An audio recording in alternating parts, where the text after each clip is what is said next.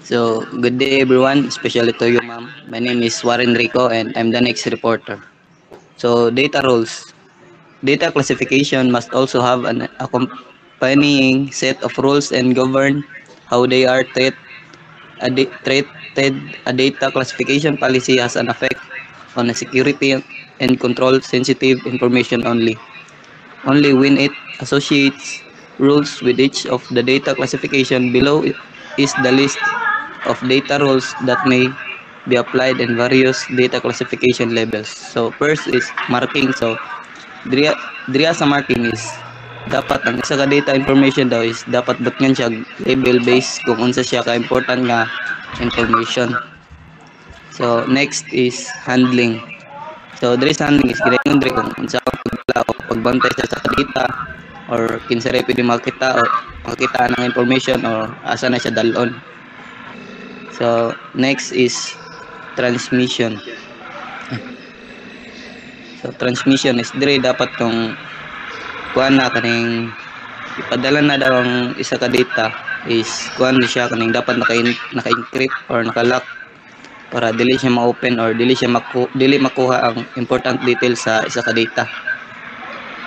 So next is processing. So processing is kuan ni siya kung ang isa ka data or kaning mapadala na siya is dapat ang data is kung mapadala na siya is limited lang ang mga device nga pwede maka-open ana nga data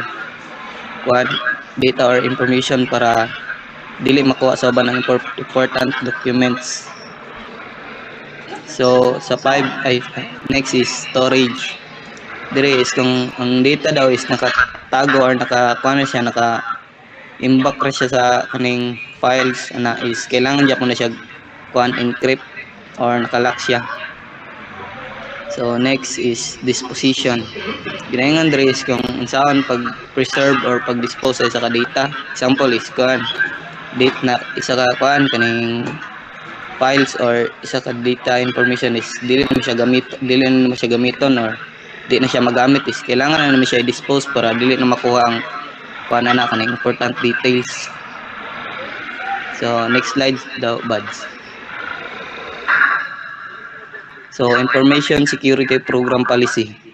So di na ako siya basahan, explain lang ako siya diretso. So rules and responsibilities. So there is information security program policy daw is naga-define siya major roles and responsibilities for establishing, monitoring and managing the information for security programs.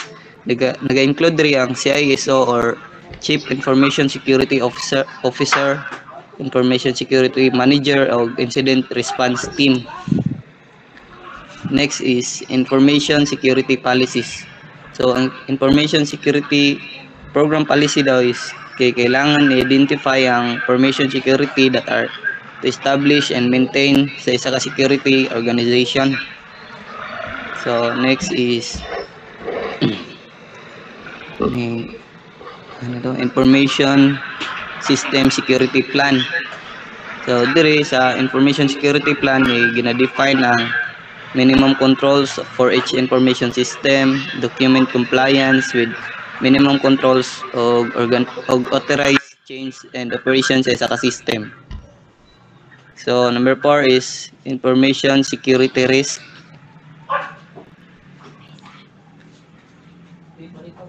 Information security risk management. So ginayon dire sa information security management ay risk management is kung unsaon nimo pag-assess or pag-review sa mga possible risk nga sa risk sa isa ka information security. Next is security testing and monitoring. So ang information security program policy daw should define controls for conducting, document and reviewing security testing and monitoring activities. So next slide daw buds. Security program levels. Once the basic information security program is established, a more detailed set of information security policies is required to detail the minimum controls in the information security program activities. These policies generally cover program topics such as incident response, security monitoring, contingency planning, and personnel security controls. Each of these policies are briefly outlined below. So, next slide. So, first is sa may security program level policy siya. First is incident response. So, sa incident response policy kay gina-determine dire kung unsaon pag-respond if na security incident or cyber threat sa isa ka organization ay program day.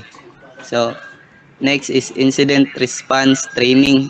So the incident response policy should define the required training in terms of roles, topics, and frequency. Next is incident response testing.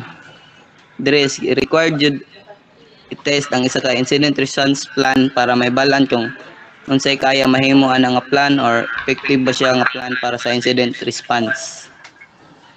So next is incident response incident handling day. So, sa incident handling, so, diri sa incident handling is gina-define kung saan nimo pag-handle sa isa ka incident o unsa mga process ang dapat himon if mo respond ka sa incident. Next is incident monitoring. Incident monitoring diri is ginatudlo kung saan pagbantay or pag-monitor sa mga incidents. So next is incident response plan. Dire incident response plan required siya for documentation of the incident response rules, processes, metrics, reportable incidents, and team structure. So next slide, Bad.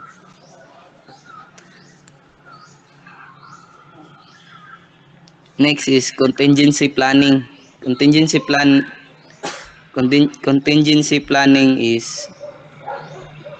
planning policy should define the required elements of the contingency plan. Example is recovery objectives, contact information, and critical assets. So next is training. Training is need ni siya if naay possible. Training is need ni siya kay para if naay possible nga mga problem is makabalo ka kung unsay buhaton kay naman kay experience na nga mga butang. Next is testing. So ang contingency planning policy daw is test ang isa ka incident response plan if applicable ba siya or effective ba siya ana nga mga plan. So next is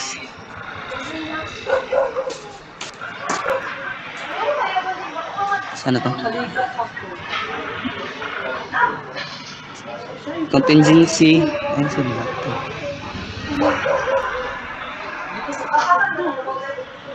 alternative storage, processing, and telecommunications. Dire is need ni siya sa contingency planning kay if naay mga disaster sa isa ka organization dali ra siya maka-recover or makabalik din sa mga need trabahoon sa mga disaster. So next is backup. So sa contingency planning policies need siya backup requirements para sa mga critical information systems. So next is recovery and reconstitution. Ang contingency planning policy daw is gina-specify niyang requirements for recovery and reconstitution in terms of types of service and recovery objectives.